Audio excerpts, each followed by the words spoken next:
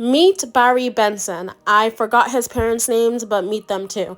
This fucker is using a mouthwash on his fucking armpits. We uncomfortably watch him sharpen his little stinger, and then he flies down the stairs that they have in their house for absolutely no reason. Who the fuck is walking down those stairs? And why is his mom wearing that stiff-ass wig? Get that shit off your head before I snatch it off. Anyways, Barry is off to graduation. We meet his friend, Adam Flayman, who is probably the worst character in this whole movie. He is so fucking annoying. Yay, graduation! Barry and Adam have now officially graduated. They're getting a tour guide on their new workplace and told Annie and everything they need to know about making honey. Now, don't let these bees fool you. These people have an addiction. Look at the way they're fighting for that honey. That's not normal. Adam's stupid ass starts flirting with Barry's cousin. That girl was hot. She's my cousin. We actually find out that they're all cousins. Of course, Adam loves ancestral behavior. Barry finds out that the job he selects in the hive will be the job he's doing for the rest of his life. He is not okay with that. He tries to let his parents know this, but they completely brush it aside and start yapping about some shit. Today is the day that Barry picks the position he'll be working on for the rest of his life.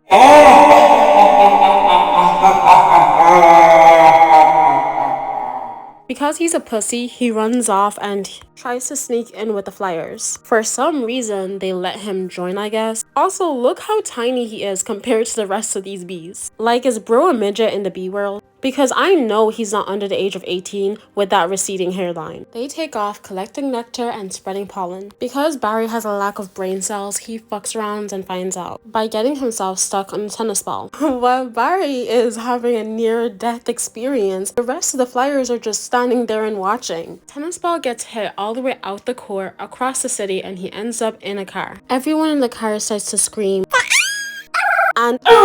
And he's like, ah! And the creepy baby in the back is like, hey, how's your day? Granny over here ends up saving the day by spraying him out the freaking car. Barry starts to freak out because it's starting to rain and bees cannot fly in rain. He's frantically searching for shelter. He ends up in the home of the fuckers that got him in the situation in the first place. This is where we meet Ken, the walking version of Joe. Barry sees a light bulb and flies towards it thinking it's a sun. He ends up falling. They see him and Ken tries to kill him. But this bitch, Vanessa Bloom, saves the day. Let me tell you something about Vanessa. She is I hate my boyfriend final boss. She rips Ken's brochure to carry Barry out. You're telling me she couldn't find a used paper, a blank paper, or even some spam mail in that house? And look at her seductively eyeing Barry down. She is freaky as hell. It's against bee rules to talk to humans, but Barry's feeling like a bad boy. So he's gonna go talk to Vanessa to thank her for saving his life. He says thank you to her. Like a normal person, she freaks out. But like an unnormal person, a person who's a freak for bees, she invites him to have coffee with her. She knew, by the way. She knew bees could speak. She planned this because she has a fetish for bees.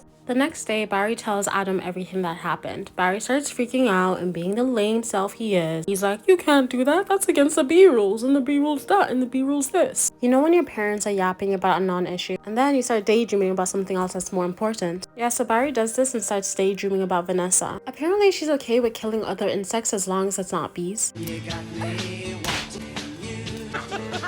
And then she's like, come here, Barry boy. Vanessa's grocery shopping with a bee, and this man, rightfully so, slaps Barry's fucking ass off her. She gets mad and starts physically assaulting a stranger. Like, yes, girl, kill mosquitoes, slap bitches, but don't touch the bee. Barry ends up finding honey in the stores, and he's like, what? We make honey. Where are these motherfuckers getting their honey? So now he's off on a mission to find out where they get their supply on honey. He goes to the storage room, and you know that guy that slapped him earlier? Yeah. He ends up setting this trap that Barry stupidly falls for somehow, even though he literally watched this man set up the trap. The guy is literally walking in one place. Is Barry an idiot? Anyways, I don't even feel sorry for this man because he ends up getting his ass cooked by Barry. Bro is a bee, and this guy had to pull out a pin to have a sword battle with a fucking bee. He could have just slapped the fuck out of Barry. And on top of that, he loses the fight and just ends up folding. Like, what the fuck? Barry follows a honey van and ends up in a bee farm, or I don't know what it's called, but you get the point. These beekeepers are having a very normal and common conversation about bees. They're like, these stupid bees.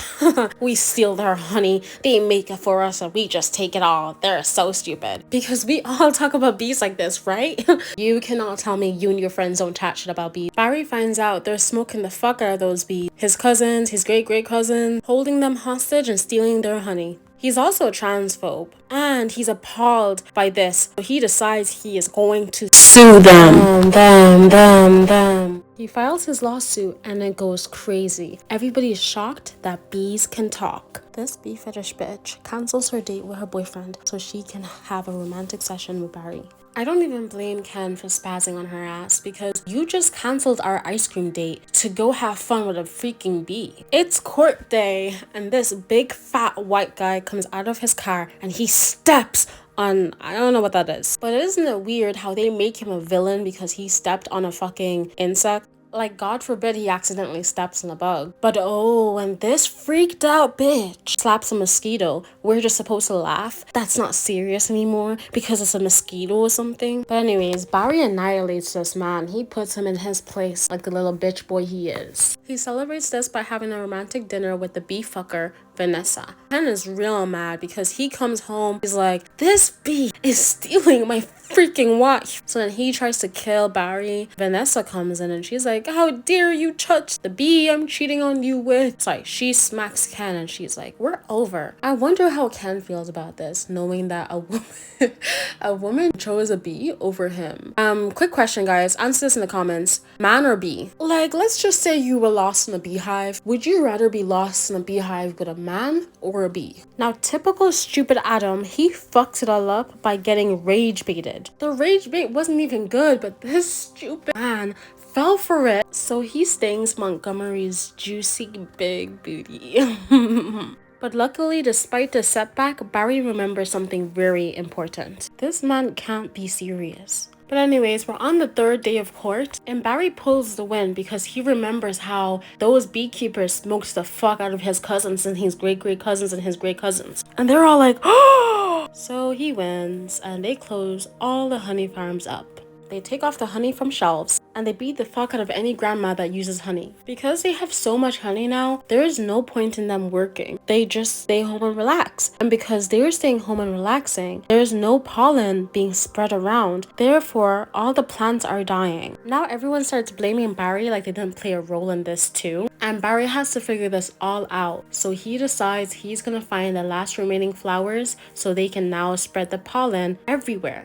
And it works! Woo! Everyone gets back to work and they start making honey again. And yes, I skipped that plane scene because I don't wanna talk about that shit, okay? Listen, I've been thinking, I feel like this is a propaganda movie made by bees. Also, notice how every man in this movie was beat the fuck up or was evil. I think a bee who likes human women and wants bee men and women come together made this movie against men. Yeah, that's my hot take. Thanks for watching!